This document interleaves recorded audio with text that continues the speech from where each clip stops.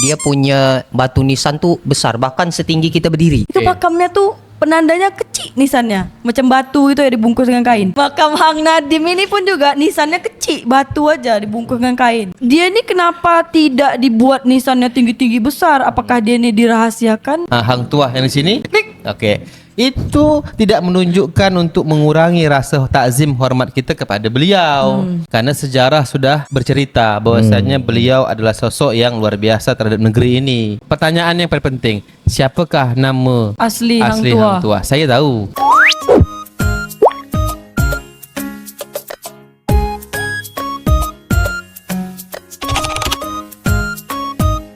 Makam Sultan Riau, terus makam Opu Doeng Celak, semua dan kerabat-kerabatnya ini rata-rata nih kan Pak Ustadz. Batu nisannya tuh tinggi besar. Banyak orang cakap kalau ini nih batu nisan Aceh. Sebenarnya nih memang dibawa dari Aceh atau macam mana nih Pak Ustadz? Kita ke Aceh dulu lah. Macam mana yang sudah pernah ke Aceh? Saya pernah ke Aceh Pak Ustadz.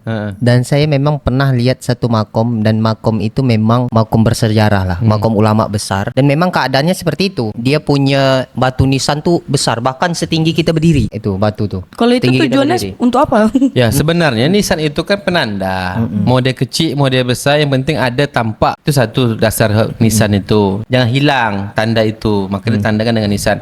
Nah karena ini yang meninggal adalah orang besar, leluhur yang orang yang besar, daripada kalangan-kalangan orang yang besar, kerajaan dan sebagainya, maka disesuaikan dengan bentuk nisannya. Biasa dari situ historinya ya, dan dinilainya di situ. Jadi tak semua juga besar sebenarnya. Di Aceh pun ada yang kecil.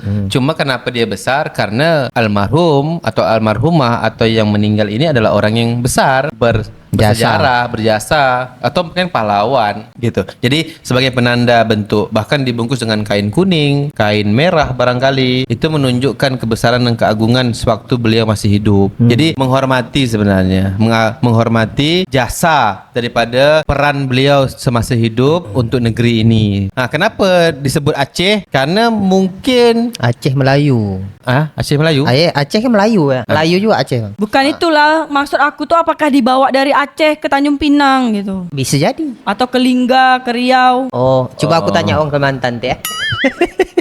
Tak lah. Kalau itu sebenarnya karena mungkin di Aceh duluan yang berbuat, sehingga orang-orang tahunya kalau nisan Trendsetter, besar, nisan tinggi, pasti nisan yang dari Aceh, ikut-ikut Aceh barangkali gitu. Tapi tak juga sebenarnya gitu. Kalau engkau nak buat makam mak engkau tinggi nisan besar, silakan.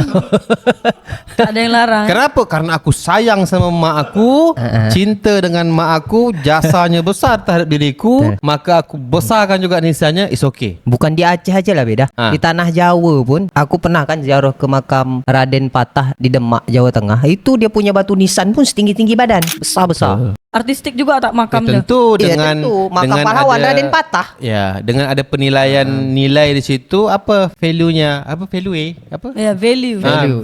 Value. Palue. Ya kan? Nilai daripada bentuknya, seninya. Jadi semua itu ada histori. Jadi ketika orang tengok, nisannya besar, Karismatik. nisannya berbentuk seperti ini, menandakan asalnya barangkali, menandakan ciri khas barangkali, dan semua itu intinya bebas dan ada makna di setiap apa yang dibuat gitu. Tadi kan udah dibahas tuh kalau misalnya nisan yang tinggi-tinggi besar itu untuk penanda sebagai tokoh-tokoh besar gitu kan. Tapi di Bintan ini ada juga satu tokoh yang luar biasa, Hang Tuah. Itu makamnya tuh penandanya kecil nisannya, macam batu itu ya dibungkus dengan kain. Terus ada juga makam Hang Nadim dia mau.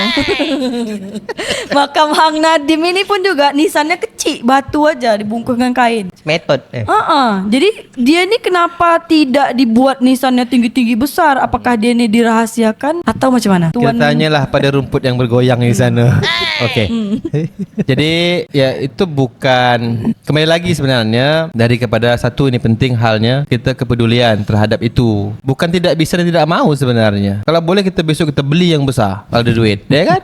Kita kasih di sana. Sebenarnya ini PR daripada dinas-dinas terkait, orang-orang yang terkait, para orang-orang yang terkait dengan hal ini ya gitu. Kita hanya bisa berkomentar sebenarnya. Jadi tidak hanya sebenarnya menuntut ketika ini makam adalah ulama, makam raja harus besar, tidak juga sebenarnya. Kadang-kadang yang besar tu tidaklah enak juga sebenarnya. Dia biar kecil tapi dia cantik, bagus. Bukan yang lain. Dia besar kadang tak enak, dia kecil tapi sedap. Tapi biasa besar Nisan. enak. Apalagi kalau makan kue besar-besar kan kenyang. Kue. Ya. Okey, kue. Saya tak ikut campur. Nah, jadi kalaupun kecil tidak menunjukkan itu adalah kerendahan.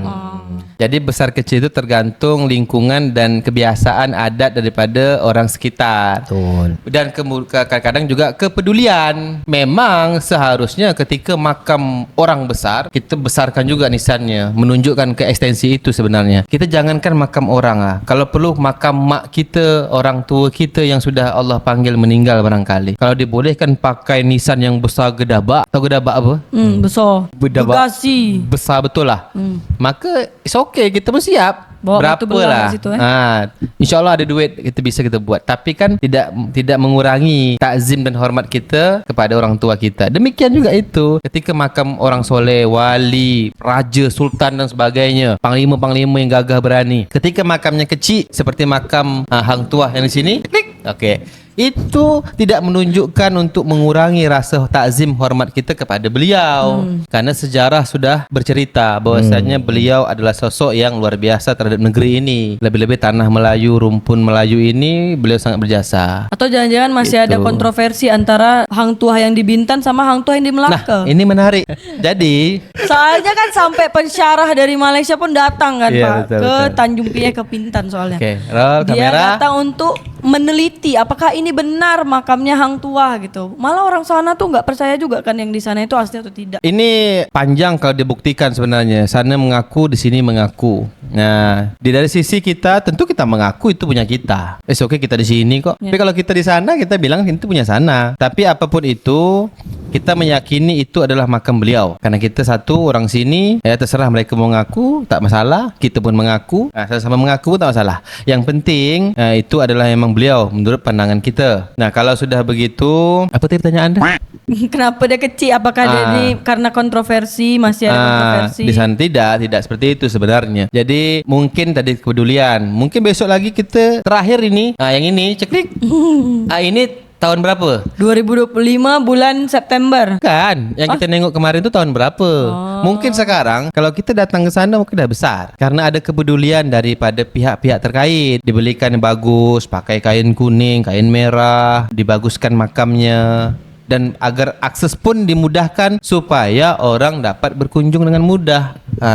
Itu kan hanya yang bisa adalah orang-orang yang pihak-pihak terkait tentunya kan, untuk membuat akses itu, untuk membaguskan makam itu sehingga ekstensi beliau betul-betul ada dan nyata. Kalau macam yakin tak yakin susah. Sehingga kita pun bertanya ni betul tidak ni? Kalau pun betul, kenapa pemerintah tidak peduli? Tapi saya dapat info sekarang sudah dijadikan cagar budaya. Ya. Di sana tu sudah ada pelang cagar budaya makam hang tuah itu. Mudah-mudahan kedepannya lebih bagus lagi tempatnya, dirapikan. Kita pun datang mudah, bisa masuk kendaraan ke sana. Sekarang kan agak naik bukit, jalan setapak. Sehingga emang perlu jalan kaki lumayan 1 kilo juga dapat tuh kayaknya jalan kaki. Jadi memang agak aksesnya naik turun gitu. Jadi mudah-mudahan ke depan ada akses yang lebih mudah, dapat kita masuk ke sana dengan cara yang lebih enak. Sehingga dari mana-mana yang datang berziarah ke Tanah Bentan, khususnya di makom hang tuah itu, mudah-mudahan dimudahkan. Pertanyaan yang paling penting, siapakah nama Asli hang tua. hang tuah? Saya tahu. Siapa? Setelah pesan-pesan berikut. Okey.